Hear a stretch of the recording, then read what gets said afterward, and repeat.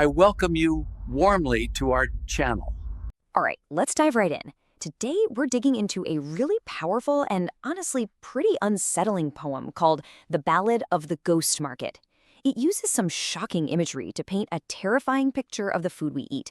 And in this explainer, we're going to break down its chilling message, piece by piece. And right from the jump, the poem hits you with this line. It's basically a warning, right? It's telling us that what we're about to hear isn't some far-off problem. No, this is personal. And it promises that this whole journey is designed to get under your skin. So where does this all begin? Well, it starts right in our own kitchens, with what the poem calls simple tricks, better truths. This first part looks at how the most common, everyday things in our pantry are secretly being messed with. And the poem just throws this list at you, and you can feel the sheer audacity of it. This isn't some complicated chemistry, right? It's just brute force deception. We're talking about bulking up mustard with dust, pouring gravel into rice bags to add weight, just slapping new expiration dates on old products, and, get this, using old battery carbon to color tea. It's just one hit after another, a rapid-fire list of betrayal. Let's just zoom in on one of these for a second. Take turmeric. It's supposed to be this vibrant, healthy spice, but according to the poem, it gets twisted into this worthless, maybe even harmful powder, a cocktail of some real turmeric, cheap dyes, and sawdust just to fill up the bag. It's the perfect example of how something wholesome is allegedly corrupted for profit. And it's not just the dry stuff. Nope. The poem says even liquids aren't safe, claiming pure coconut oil gets diluted with cheaper, rancid oils. The picture it's painting is one where the entire pantry is compromised. But believe it or not, this is just the warm-up. We're about to move from simple fraud to things that are genuinely dangerous. In Section 2, we get into what's called a recipe for poison, and this is where the poem's narrative takes a really dark turn. We are moving way beyond just getting cheated and straight into the territory of being actively poisoned. And the first ingredient in this toxic recipe? Pure disgust. The poem alleges that something as fundamental as milk powder is being bulked up with animal grease. Yeah, the thought itself is repulsive, but it's just our first step down this very dark road. From the repulsive, we move to the outright chemical. Urea, a compound you find in fertilizer and, yep, urine, is supposedly added to common snacks to increase them. Increase what, exactly? Crispiness, size, who knows?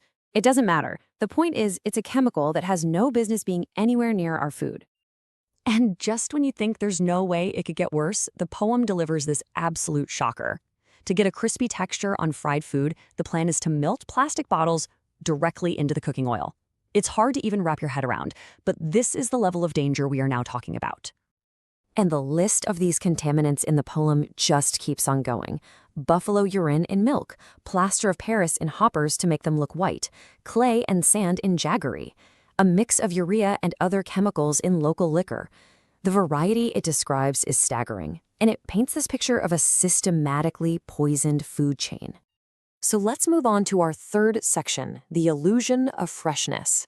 This is where the deception gets even more clever. It's not just about adding bulk or dangerous fillers anymore. Now it's about using chemicals to tell a flat-out lie, to make old, rotten, or unripe food look perfectly fresh and appealing. So how is this done? The poem describes a pretty common method for fruit. You take unripe fruit, you seal it in a container with a chemical called calcium carbide, and the gas it gives off forces the fruit to change color.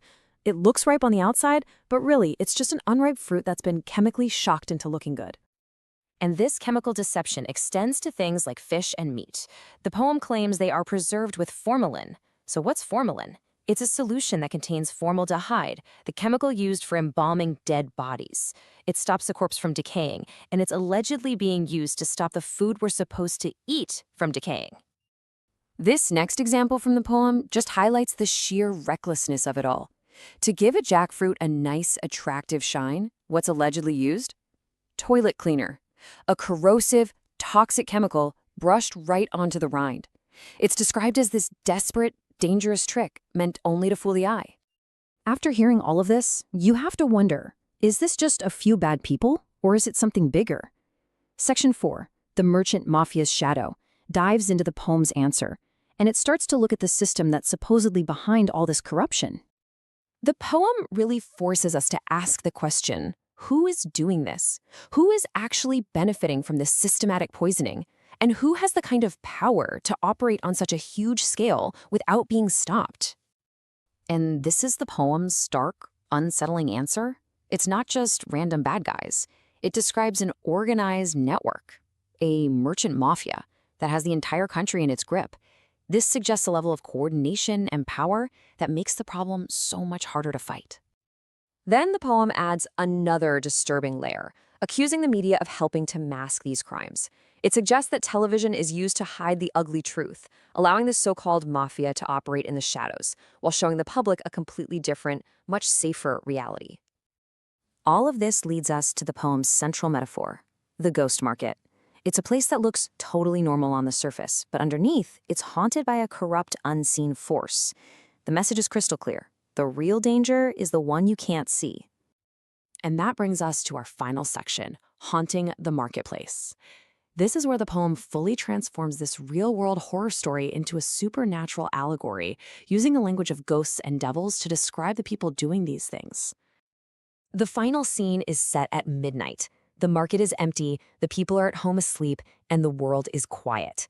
This is when the real work begins, under the perfect cover of darkness. And who does this work? The poem doesn't call them merchants or a mafia anymore.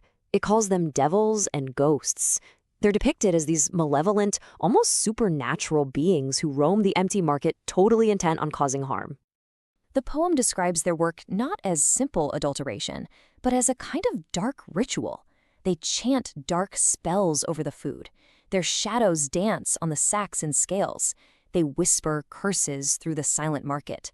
And by morning, their work is done. The poison is hitting in plain sight, just waiting in every single stall for an unsuspecting customer. And so, we're left with the poem's deeply unsettling final thought. It's a piece of writing that's designed to completely reframe the simple act of eating, to make you question everything. By turning the marketplace into a haunted house, the poem leaves us all with one chilling personal question. If the market is haunted, what's hiding on your plate? Thank you very much for watching.